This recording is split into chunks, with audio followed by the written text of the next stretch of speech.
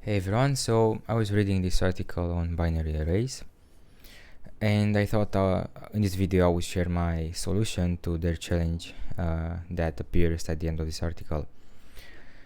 So we'll go over this article to get familiar with the concepts, and then at the end we will see my solution to their task. So let's get started with what binary arrays are. Of course, binary arrays, you can think of a sequence of binary data, but this is not enough in our case. The most primitive way of interacting with binary data in JavaScript is the array buffer object, which, as it says here, it is a reference to a fixed length contiguous memory area. The word contiguous is very important because, as we will see later, once we have declared the size of the memory area, we cannot directly manipulate that element, or rather that memory area. Right, so for example, by looking at this line, we can see that we have declared and created a buffer of 16 empty bytes. At this point, we have just, let's say, allocated some bytes.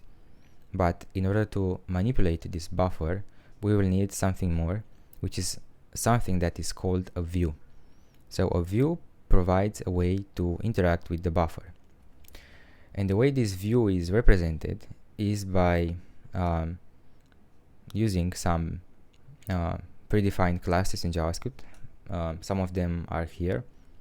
For example, uint8 array, uint16 array, and what each of these classes does is to indicate how the original buffer will be treated. And this can be best explained by this image. Let me zoom in a little. So an array of 16 bytes is given, and down below here it very accurately indicates how each of these classes will treat the buffer. So we can see that uint8 array will treat each of its element will be treated, or rather will correspond to 1 byte from the original buffer. However, when using a uint16 array, then each element of this array will correspond to 2 bytes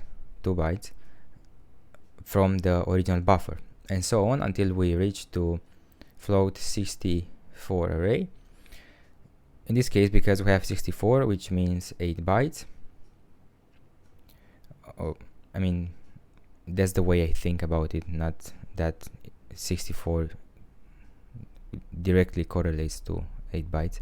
But anyway, so in this case, one element of such array will correspond to 8 bytes from the original buffer, as you can see here.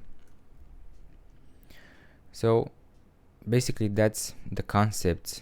Those are the concepts that we need in order to face their task. However, there is one more thing that I would like to quickly mention. By the way, these classes, by which I mean uint8 array, uint16 array, and so on, can be generically referred to as typed arrays, as it says here. There is also another view that you can use to interact or to manipulate binary arrays, and that is data view, but which is here. But we'll not go into that because it is not relevant for our current task. So there is also one more thing that I would like to show, which says that typed arrays, which are again uint8 array, uint16 array, and so on, have so this class has regular array methods with notable exceptions. So the exceptions are that you cannot delete values from that, and as it says here, because typed arrays are views on a buffer, and these are fixed contiguous areas of memory. So all you can do is assign 0. and there is also no concat method. My intuition for that is that once you have declared a contiguous memory, you cannot simply extend it without reallocating a new memory area. That's my understanding of it, at least. So let's see the task. I have added the task here in a StackViews project. So we want our concat method to concat these uint8 array classes, and yeah, basically this is what we are expecting from this method that we have to implement. Now it would be a good time for you to pause a bit and try to come with a solution on your own. But anyway, let's see how I approached it. So my intuition for that was to start from an empty uint8 array. So in this case it would be an empty memory area, if you will. Then as I go through the chunks here, I reallocate a new memory area, and the final length of that will be the accumulated values length plus the length of the newly encountered chunk. And this is what I'm essentially doing here. So as I go through the array, I allocate a new memory area.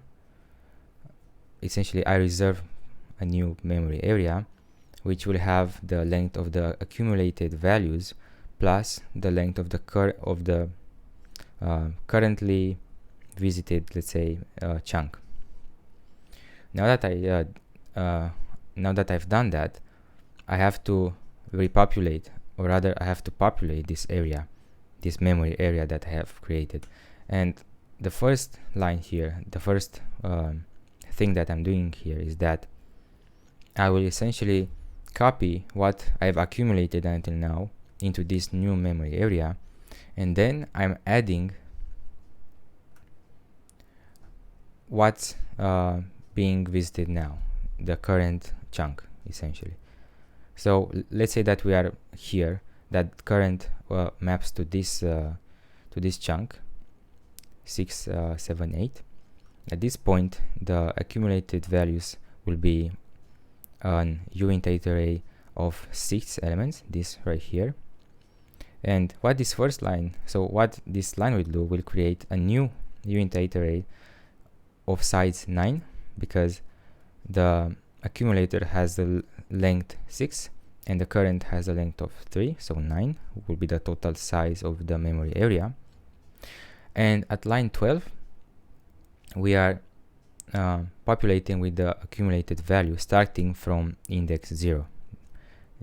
So the second argument will essentially indicate the offset to which from which to start adding values from.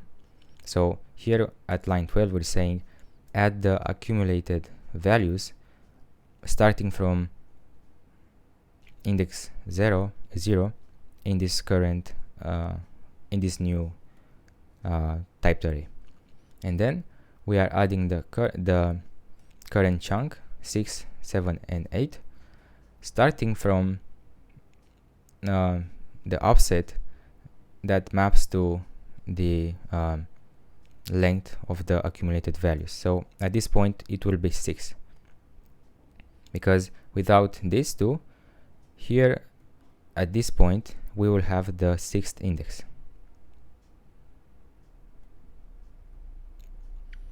because of course the indexing starts from 0. And then at the end we simply return this the newly created typed array. Yeah, so basically that's my solution to this problem. There are a few others that might be interesting. For example, this one that was pretty terse, I would say. Right, so I guess that would be it for this video. I just wanted to quickly share with you something interesting for me. And I guess I will see you in the next one. Thank you.